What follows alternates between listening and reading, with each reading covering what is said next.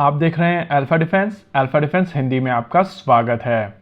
आज के इस वीडियो में हम लोग बात करने वाले हैं प्रोजेक्ट कुशा के बारे में। लेकिन वीडियो में आगे जाने से पहले हम लोग आपको एक चीज बता देते हैं कि अभी तक ये प्रोजेक्ट बना नहीं है और इसी वजह से हमारे पास में इससे रिलेटेड कोई फुटेज नहीं। रिप्रेजेंटेशन के लिए यहाँ पर S400 ट्रायम्फ की फोटोग्राफ्स यूज की जा रही हैं। हालांकि कुछ फोटोग्राफ्स और इन्फोग्राफिक्स हैं जिनका प्रयोग हम लोग इस वीडियो के दौरान करेंगे, लेकिन क्योंकि इस सिस्टम को भारत का S400 ट्रायम्फ कहा जा रहा है, इस वजह से रिप्रेजेंटेशन के लिए जो वीडियो यूज किया जा रहा है वो S400 ट्रायम्फ का है।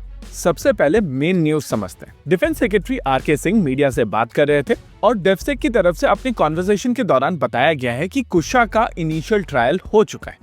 अब अगर इस न्यूज को बर्ड आई व्यू से देखा जाए तो हम लोग कह सकते हैं कि एक बहुत बड़ा डेवलपमेंट है और इनिशियल ट्रायल का मतलब है कि कम से कम एक मिसाइल सिस्टम ऑलरेडी फायर की गई है। इसके इम्पैक्ट को समझने के लिए हम लोगों को पूरा का पूरा प्रोजेक्ट डिटेल में समझना पड़ेगा और तब हम लोगों को आसानी से समझ में आएगा कि ये कितना बड़ा डेवलपमेंट है। देखिए, जब भारत में एयर डिफेंस सिस्टम्स की बात की जाती है तो शुरुआत हम लोगों की बहुत ज्यादा अच्छी नहीं थी। इंटीग्रेटेड मिसाइल डेवलपमेंट प्रोग्राम के दौरान भारत ने 2 surface to air missile systems को बनाने की कोशिश की थी, जिसमें से एक त्रिशूल आगे नहीं बढ़ पाई थी। इनिशियली आकाश के साथ में भी कुछ हिकअप्स थी, लेकिन over the period of time missile system refine हुई है और अपग्रेड होते होते इस समय भारत का मेन स्टे बन चुकी है। यानी कि ओवरऑल अगर देखा जाए तो भारत का initial start surface to air missile systems को लेकर बहुत ज्यादा सही नहीं रहा। हालांकि over the period of time Bharat की लगभग हर तरीके की मिसाइल सिस्टम्स बेहतर हुई हैं और अब देश में लगभग हर तरीके की क्षमता मौजूद है। एक पॉइंट ऑफ टाइम पर भारत ने इजराइल के साथ में मिलकर MR-SAM को को डेवलप किया था, जिसमें 2 पल्सेस का प्रयोग किया गया था।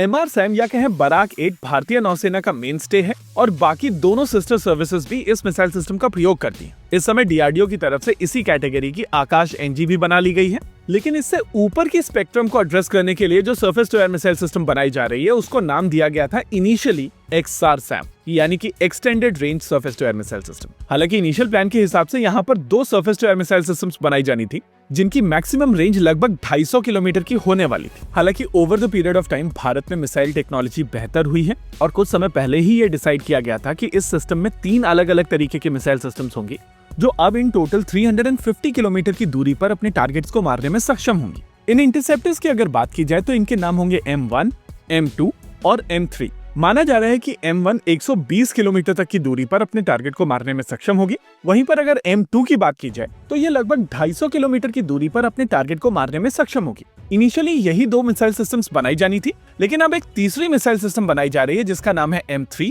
और ये 350 से लगभग 400 किलोमीटर की दूरी पर अपने टारगेट को मारने में सक्षम होगी। देखिए, इंटरेस्टिंग चीज ये है कि यहाँ पर एक ही मिसाइल सिस्टम बनाई जाएगी जो होगी M1 और इस मिसाइल सिस्टम में आज तक का सबसे केपेबल प्रोपेलेंट यूज किया जाएगा। आप सभी को याद होगा कुछ समय पहले न्यूज निकल कर आई थी कि अस्त्रा मिसाइल सिस्टम की रेंज बढ़ाई जा रही है, लेकिन क्या आपको पता है कि उसके पीछे कारण था प्रोपेलेंट?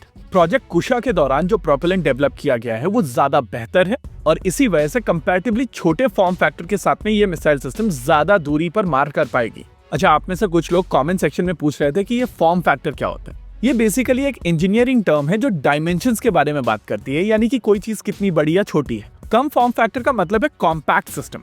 जिस रेंज के लिए M1 बनाई जा रही है उसकी तुलना में मिसाइल सिस्टम काफी कॉम्पैक्ट होगी। वहीं पर अगर M2 मिसाइल सिस्टम की बात की जाए तो ये बेसिकली M1 मिसाइल सिस्टम सी होंगी, लेकिन इनके ऊपर एडिशनल बूस्टर लगे होंगे जो इनको और ज्यादा लंबी दूरी पर मार करने की क्षमता प्रोवाइड करेंगे।